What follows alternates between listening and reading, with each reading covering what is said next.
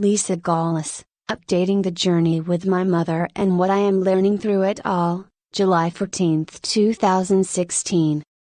Website, www.mysoulcenter.com. It feels like forever since I sat down to share, or even just sat down, 3-day car ride excluded. But let's start back at the day I left. Like I said before, I kept feeling like I was being evacuated out of my home, and the urgency to leave just kept stepping up sooner and sooner than the moment before it. I was all set to leave Monday the 4th, after my house sale, but when I woke up on Sunday the 3rd, my insides were pressing me to leave that day, as soon as my stuff sold. I still had 2 major items that needed to sell before I would close the doors to the gyms, my 60 TV and my sectional. As my day started and I turned on my Pandora radio to tidy up the house too, I stopped in my tracks when I heard the first song that came on, Follow Me. I lovingly refer to that song as my Jesus song, since way back in my beginning 2001 that song started playing the moment I laid my head on my pillow to go to sleep. The sound was so clear and crisp that I actually looked under my pillow to see if there was a radio under it. There wasn't. When I fell asleep that night, I had a very vivid dream experience that included me, Jesus and my then mentor Mark. So with all that said, when that song came on at 9 a.m. Sunday, a song that never ever played on my Pandora list before, and I had that account set up for at least 5-6 years, I listened, then stated, "Fine, I will leave today, but we got to get this TV and sectional sold." 2 hours later, my TV and sectional were sold. In between the people coming in and out of my home, I was packing up my car. I was carrying my memory foam mattress topper to the car when, as I went out the door and turned towards my car, my left ankle decided it was tired and gave completely out. Down on my ass I went. All I could think to myself was, what the hell does this mean? I had no idea, then. I got back up, grateful my ankle did not hurt at all, and continued my packing and selling. My TV went first and I helped the man who bought it carry it out to his truck. My ankle was fine. Within 15 minutes of my sectional selling, oh my dear God, I swore I broke my ankle, it hurt so much to walk on. I still had hours left of the sale and a ton of little stuff yet to move, not to mention I really wanted to clean, sweep and wash the floors, but whatever was happening inside of me, compounded by the pain in my ankle, had me completely surrender and leave. Staying seemed to hurt as much as limping around on my ankle. When I reached the last 10 miles of my beloved New Mexico roadway, this amazing cloud formation seemed to be literally releasing rainbow energy onto the landscape. I was driving while taking these pictures and my camera did not really pick up the intensity of the rainbow, but the entire spray beneath the cloud was pure rainbow energy, more intense on the left side of it, but indeed throughout it too. Rainbow shower. Rainbow shower 3. Rainbow shower 2. Within minutes of crossing the border into Texas, the rainbow ceased to be. New Mexico has one hell of a way of saying goodbye. I knew this had to be a really good omen. I drove about 8 hours that day, and getting in and out of the car to gas up or go potty, freaking hurt my ankle. I felt like Miss Gimpy. That is until I got the motel for the night. The very moment I crossed the threshold into my Flabag room for the night, Smile, meaning, the cheapest hotel I could find, I literally felt the energy in that ankle leave my entire foot area. It was a very odd sensation, but there was no more pain or discomfort. That was strange, but I was grateful. The rest of the days on the road were uneventful until I was about 3-4 hours away from my mother and my GPS had me get on the Florida Turnpike. Shortly after turning on this road, up in the southern sky there was an unmistakable, detailed cloud formation that I will forever regret not getting a picture of. It was very clearly 2 really large faces looking at each other. There was about a 6-inch space between the faces, and the energy of the face on the right literally came out and formed from the hard space of the one on the left. It stayed there in front of me in the sky until I hit my first hole, which I figured I could not get my camera. It was gone by the time I paid and started driving again. It gave me excitement, and of course, the first thing I thought of was, divine counterpart. He is here in Florida. Funny how we can assume what we want to assume about anything we see. Through the days and resting moment within the days, this cloud formation on my mind and in my heart, Spirit shared a bigger insight. We are born from the hearts of each other. What we do for one, we do unto ourselves. There is none that is not us, not a visual expression of our own hearts.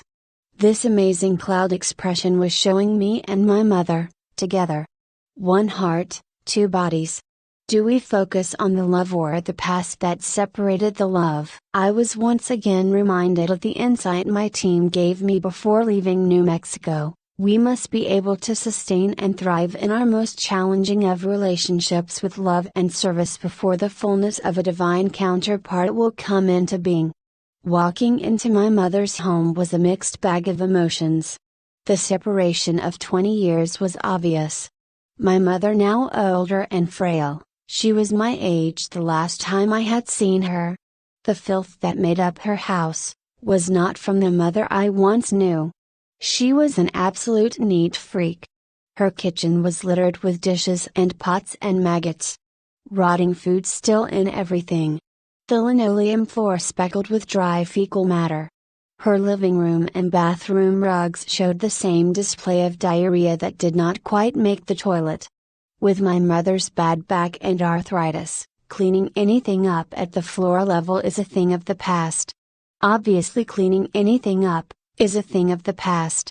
Since I got in so late, about 7:30 p.m., she and I sat and talked until we both surrendered to the day at about 9 p.m. I woke up long before dawn and my mother and started on the kitchen. This was emotionally hard. How long has she been living like this? I had a deep feeling this kitchen condition was more in effect from deep depression than physical ailments. My aunt affirmed that thought to me when we called her later in the day. My mother has been in a deep depression for a very long time. She has had no one, and I do mean no one, in her life for years. Her car broke a really good thing about 5 years ago, and she has been sitting in the house, alone, utterly alone for all that while. She did have a sister, who lives a few streets over, that was her friend until my mother borrowed her car and wrecked it. My aunt was furious because my mother did not have the money to pay for the things the insurance did not cover. They have not talked since several years. That is a deep condition in this family. Money and walls. As I started to go through and toss heaps of papers, bills, receipts and stuff, I started to realize she must have started closing down about 2014. Their papers started accumulating all over the house from about that time period. She also became a hoarder of plastic containers, mostly the lids, neatly protected in Ziploc bags, trash. I took out 8 bags of trash the first 2 days. By the second full day here, the dam that has been firmly kept in front of the wall of tears started to break. I kept thinking of the mother I knew, social, active, super clean house and body, and who she is now. Even when she walks, it is like her body was twisted. Not so much with an actual limp, but that her body was uneven inside. Metaphysically speaking, I really do understand. You withdraw your support from life, life withdraws its support within you. But it's my mother and damn metaphysical understandings. My heart was mourning the vibrancy of the lady I once knew as I understood the walls she has been busy building through her life left her in isolation inside and out and unkempt. I would only allow myself moments of these tears, just enough to release the pressure, then back to being proactive. Estimates need to get done. First ones to come were for the AC until getting done. The motor and unit that runs the AC from outside, rusted to death years ago. She had a window unit in her living room window doing all it could to cool down an 80-foot double wide with an open floor plan. Of the 3 vents that blew cool air, the center one was not working and the 2 beside it was struggling. This was my biggest priority. Especially since my mother has a really hard time breathing once she lays down. All I could think of was my father. She sounds just like him when they laid down, coughing, wheezing and rattling. She either has emphysema or lung cancer. He had both. She has not been to the doctors in over 5 years, so she is not even sure. We will find out much more tomorrow Friday at her doctor's appointment, to include a mammogram for the double grape-sized lump near the nipple in her left breast. Several days before my mother discovered a large lump in her breast while I was still in New Mexico, I started getting a vision that saddened and surprised me. I could see my mother in her bed. Surprisingly, her bedroom looks just like it did in my vision, and she was dying. I was laying next to her in her bed, feeding her and giving her drinks.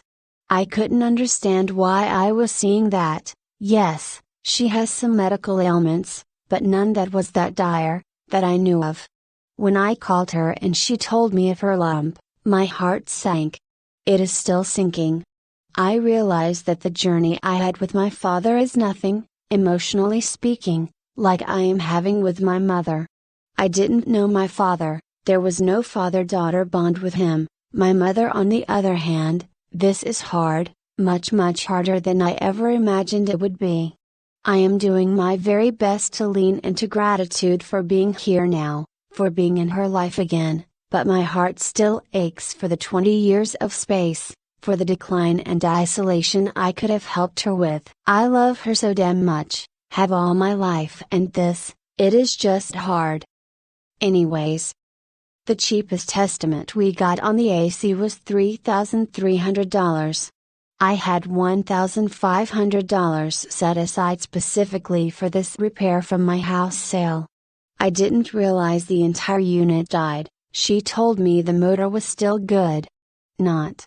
There was no motor lull. But the AC stands alongside another major priority. My mother's bedroom floor is sagging. It scares the hell out of me to walk on it. The particle board rotted and she has a strip of plywood that allows her semi-safe passage onto her bed. We got an estimate on that, $2,300. I about choked. She also has a shower that is leaking. It looks like it too's rotting. The guy firmed it pretty much was and is spilling water onto that floor too. His estimate to fix the stand-alone shower was $318 and save the bathroom floor from rotting. I put a GoFundMe project together. Talk about being completely moved out of my comfort zone. It's hard enough accepting money, but purposely asking for money, especially a large sum of money, OMG, my comfort zone moved into a whole other country. Especially when so many people gave of their amazing hearts to cover any needs I had or would have to get me here to my mother's. But I had no choice, before I even had the floor estimates down and trying to feel into how much above my $1,500 we were going to need. I felt the amount of $4,500. $5,000 felt like too much, $4,000 felt like too little. That's how I came up with that number. We won't even talk about the electrical needs. She had a kitchen outlet that completely caught fire and had black melted plastic on the top outlet while she used the bottom outlet. Half her outlets didn't work and I don't play with electricity. I anticipated the cost of fixing the electric to be higher than the floor. Thank God for an amazing electrician who checked my mother's electric bill to find out all her wiring needs were covered by insurance she took out through her electric bill. Everything got fixed with nothing out of pocket spent. So in total, just to get the immediate, life-threatening needs fixed, it was going to be $5,918, and with my $1,500 sitting, the total is $4,418. I was within $82 of being right. Truly spirit-guided. Used the Lisa sitting here, had no real idea, I just felt into it. If anyone ever doubts the entangled hearts of spirit, then they simply do not know you. Since I did not have internet hooked up yet, we just got it hooked up yesterday. The only place I could put the GoFundMe, which is actually you carrying funding, on my Facebook. Within 24 hours we had raised enough to deal with the AC, and let me tell you, not a moment too soon. I wasn't sure how long it would actually take for the WePay site to get the money into my bank account. It said 3-5 days, but I wasn't waiting around for it to happen either. I called the AC guy and got him scheduled for Wednesday, which would have allowed 3 days for the transfer to happen. Her little window unit must have heard the conversation I had with him, because an hour later, it died. It had been chugging along for years and finally said, "Oh good, help is on the way, I can die now." Within hours, it was near unbearable in this house. It's not even the temperatures itself but the humidity. I have had the temps in my house in New Mexico reach 95 degrees, yeah, I sweated, but breathing was not impaired at all. I didn't have AC there at all, but here, with that humidity, holy freaking shit, Batman. The humidity started climbing, 40%, 45%, and topped off at 54%. I worried about my mother and the cat sleeping that night. She could barely breathe as it was. And if I was having trouble, it has to be worse for her and the fur-covered cat. I tried to talk her into going to a hotel until we got the AC running. She refused, saying, "I have spent so much money already." Who cares about money? If one of us is not alive, that money is worthless. She did not lose any of her stubbornness, at all. I cannot tell you the gratitude that ran through my blood when we woke up the next day and the money hit the bank account. OMG, maybe the AC would have mercy on us and can fit us in today, a day early. I got his answering machine. We took to Facebook to get the prayer posse whispering yes into his heart. Sure enough, when he called about noon that day, yes it was, and 2 hours later, the AC project started. 2 hours after that, we had air, but most importantly, it was sucking the humidity out of the house so fast there was a waterfall coming out of the AC unit outside. So as I could formulate and hold a thought without it melting, I started to think about this last month and what Spirit had to do to make sure this one soul on earth that I call my mother, had to orchestrate to get so much done so fast. Take a long view with me. First, my oldest daughter had to get pregnant, have her son, and have her heart open to the degree she wanted to reconnect with me after 4 years of silence. She wanted her son to know his grandmother. This was the greatest Mother's Day present I could have ever received, since she showed up the evening before Mother's Day this year. Then she had to ask for my mother's address, and put it on her itinerary to visit while she is doing a countrywide tour to introduce her son to those important in her life. She started out in California, where she lives, and went as far as Massachusetts, where she is now, before she starts the trek back home. She realized that going to her grandmother's the first visit or communication in 20 years, it would take her out of her way by 15 hours one way. She decided against it until she had a fight with one of her paternal uncles in Mississippi and decided to cut that visit short and go show up on the doorstep of her grandmother. Neither one of us knew if she would be welcomed in or have the door closed on her, since my mother disowned her too, a couple of decades ago. Obviously she was let in.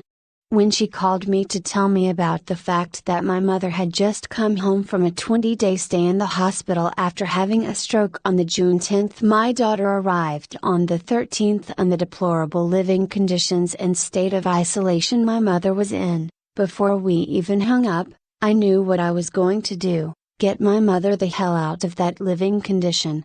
However, the snag in my plan was that my mother told Michelle she did not want me calling her or showing up. She still wanted nothing to do with me. So I wrote to my aunt and pa, the only sibling of my mother's, she has 7, that still talks to her, explained my mother's living conditions and my plan, and if she would help my mother see this was a good thing to let me back in, not a bad thing. My aunt just told me the other day, She had to make several phone calls and yell at her to let me in. Walls are huge and solid in this family. But let's go to our world of spirit. The movement of the timelines I experienced while getting lost that one day trying to go for a hike. So much moved for all of us that day. I told Spirit, if this is going to get done, you need to change the timelines to one where my mother still loves me, and it was done within minutes. It released the hate and opened the door to love. But let's look at that for a minute. I write about all the potential that we now have within our energy fields, including changing timelines and outcomes. What I could not understand was how to make it happen. There are no rituals that will get it done. You can intend all day long, but the only true thing that moves mountains is the emotion within the heart of desire. I personally did nothing except ask. But equally as I am now understanding, my magnetic field was on high as well.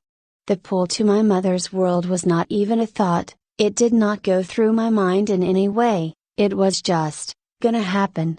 Which really helped me understand how this whole magnetic field of life really works. Another thing I pondered, since before this event, my life was pretty much the same every day. I had nothing to understand it through. The magnetic field of our hearts, of our lives when fully active, should supersede the mind. The mind itself only creates the details, action needed to get to wherever we are being pulled to.